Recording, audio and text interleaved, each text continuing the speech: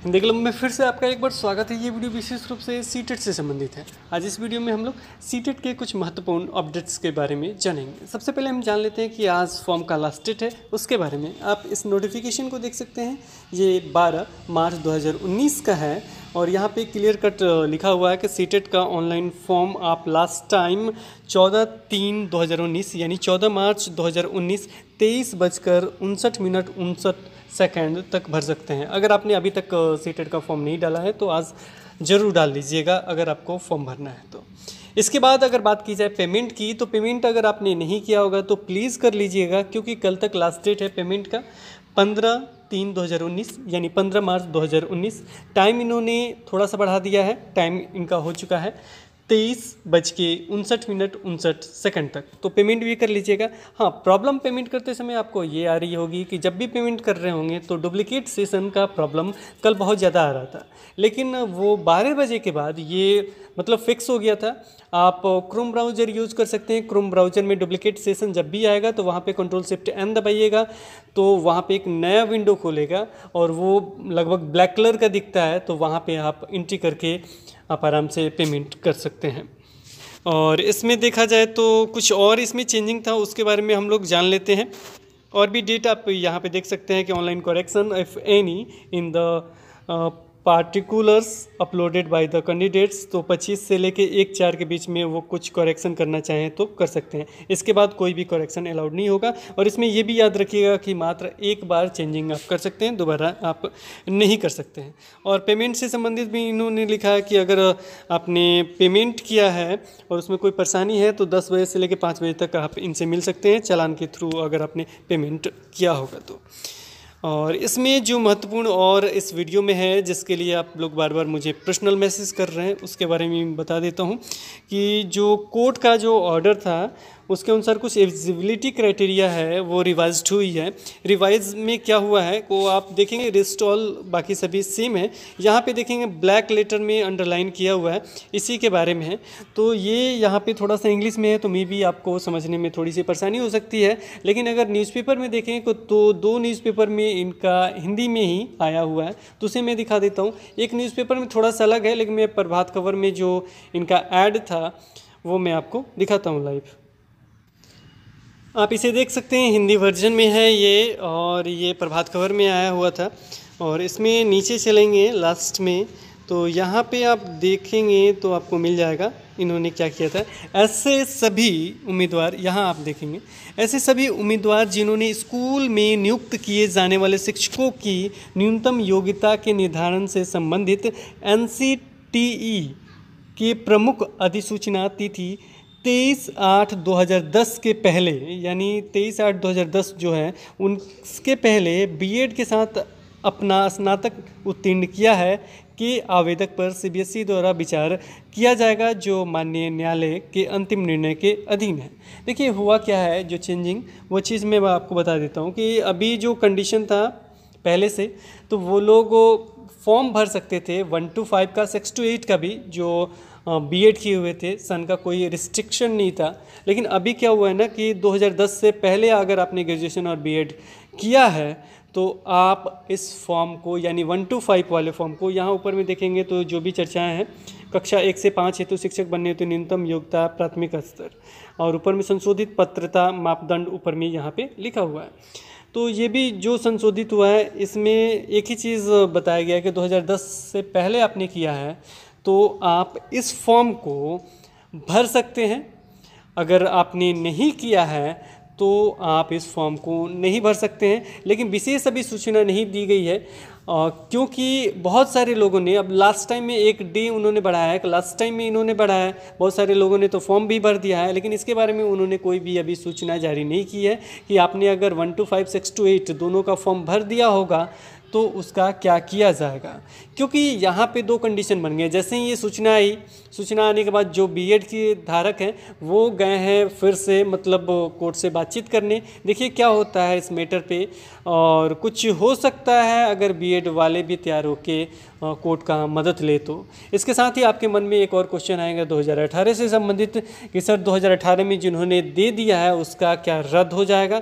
देखिए जहाँ तक ये है 2018 का एग्ज़ाम हो चुका है, सर्टिफिकेट आपको मिल चुका है। हाँ, परेशानी कब होगी, अभी तो सारा चीज़ प्रोसेस पूरा हो चुका है तो वो क्लोज है। ये केवल 2019 की चर्चा हो रही है और इस पर भी पूर्णतः इन्होंने नहीं किया है, क्योंकि बहुत सारे लोगों ने फॉर्म भरा है तो फॉर्म भर दिया तो इन्हें तो रिटर्न मनी भी करना चाहिए, क्योंकि वो फॉर्म तो उन्होंने सारा निर्देश पढ़ के ही भरा है और उस समय एलिजिबल थे। अभी कोर्ट के आदेश के कारण ये एलिजिबल नहीं हो पा रहे हैं।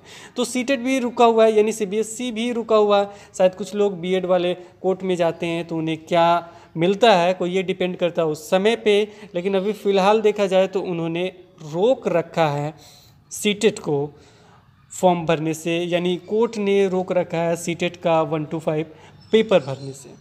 यानी अभी जो भरेंगे वो अभी इस फॉर्म को नहीं भर पाएंगे, लेकिन पिछला जिन्होंने भरा है उसके बारे में इन्होंने अभी तक कोई जानकारी नहीं दी थी। इसके साथ ही जो हम चर्चा कर रहे थे 2018 पे, 2018 में अभी तक कोई ऐसी बात नहीं है, लेकिन एक कंडीशन ये हो सकता है कि अगर ये ऐसे ही बना रह सकता है तो बिहार में चाहे कहीं भी बहाली जब प्रक्रिया स्टार्ट होगी तो वहाँ कुछ रुकावट आ सकती है, यानी रुकावटें हो सकती है। रुकावटें ये हो सकती है कि इसको NCT ने रोका था इसलिए हम यहाँ वैलिड नहीं कर रहे हैं, तो इस तरह की परेशानियों का सामना करना पड़ सकता है। लेकिन अगर सारे बीएड अभ्यर्थी मतलब फिर से जाते हैं शरण में, फिर से 2018 वगैरह सारा चीज़ दिखाएंगे तो मे भी ये फिर से हट जाने की संभावना भी हो सकती है। और इसके साथ ही 2018 की चर्चा हुई तो 2018 का चर्चा एक और हो रहा है, वो हो रहा है आपका जो उसका रिजल्ट आया था उस पे भी कोर्ट का कुछ बातें सामने आई हैं। चलिए उसका भी एक स्क्रीन देख लेते हैं हिंदुस्तान का। सीटेट सवालों पर CBSE से जवाब मांगा। इसमें जो विशेष है वो मैं बता देता हूँ। सबसे पहले बता देता हूँ कि जो भी अगली सुनवाई होगी वो 24 अप्रैल को होगी, को विशेष आपको न्यूज़ मिलेगा 24 अप्रैल को। और इसमें कुछ जवाब भी बीच में इनको CBSE को देना है और इसमें जो विशेष है वो मैं आपको पढ़ के सुना देता हूँ। जस्टिस C हरिशंकर ने सीटेट में असफल होने वाले 20 छात्रों की ओर से दाखिल याचिका पर विचार करते हुए बोर्ड से यह जवाब तलब किया है।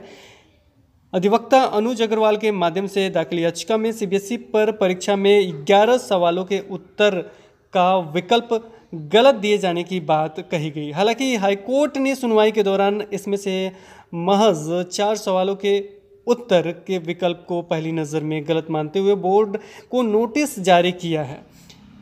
इसमें बोर्ड से विस्तृत जवाब मांगा गया है। तो विशेष यही है कि बोर्ड से ये विस्तृत जवाब मांगे हैं और 24 अप्रैल तक इन्हें मतलब जवाब दे देना है। फिर उसकी अगली सुनवाई होगी और वहाँ आपको पता चलेगा कि लगभग जहाँ तक देखा जाए बहुत सारे लोगों ने कहा कि सर इसमें 11 नंबर मिल सकता है, ये हो सकता है, वो हो सकता है। तो देखिए जहाँ तक मुझे विश्वास है 11 तो नंबर तो बहुत मुश्किल है, लेकिन कुछ नंबर मिलने की संभावना हो सकती है, ऐसा हो सकता है। क्योंकि यहाँ पे हाईकोर्ट में आगे देखेंगे तो वहाँ पे इन्होंने लिखा है कि याचिकाकर्ताओं का आरोप सही है तो क्यों ना इसके बदले सभी आवेदकों को अंक मुहैया कराया जाए, यानी जो भी आवेदक है तो उनको अंक दिया जाए। और अगर ऐसा कुछ होता है तो अच्छे खासे फिर से एक नए रिजल्ट आ सकते हैं। इसमें कुछ लोगों की संभावना ये भी है कि क्या इसमें नंबर कम हो सकते हैं। देखिए ऐसा कुछ नहीं होना चाहिए, ना ही हो पाएगा, क्योंकि यहाँ पे सभी को अंक देने की बात कही जा रही है। तो जिसको उस प्रश्न के अंक मिल गए होंगे उसे तो अंक मिलेंगे नहीं, लेकिन जिसको उस प्रश्न के अंक नहीं मिले होंगे उन्हें एक अंक जुड़ के फिर से उन्हें एक और मतलब मार्कशीट मिल सकता है, ऐसी संभावनाएं जताई जा रही है। लेकिन इससे पहले भी ऐसी चर्चाएं हुई थी लेकिन फिर वो रद्द हो गया था। लेकिन इन्होंने 4 प्रश्न देखे हैं तो मे भी 4 अंक मिलने की संभावना लगभग नज़र आ रही है। इसमें देखा जाए तो 19 लाख शामिल हुए थे। सवालों की उत्तर कुंजी भी गलत होने का आरोप भी कहा गया है। साथ में इसमें ये भी चर्चा है कि पात्रता परीक्षा में कुछ सवाल पाठ्यक्रम से बाहर से भी पूछे गए हैं। तो ये सारी चीज़ उसमें थे। तो देखिए ये विशेष न्यूज अगर देखा जाए तो आपको मिलेगा 24 अप्रैल को, जो अगली सुनवाई होने वाली है। इसके बीच में अगर कुछ भी कागज़ वगैरह जमा होता है तो अगर हमें न्यूज़ मिलती है तो हम आपको ज़रूर बताएंगे। तो आज इस वीडियो में विशेष यही था। फिर मिलेंगे एक नए वीडियो के साथ, तब तक बने रहें आप हिंदी क्लब के साथ। धन्यवाद।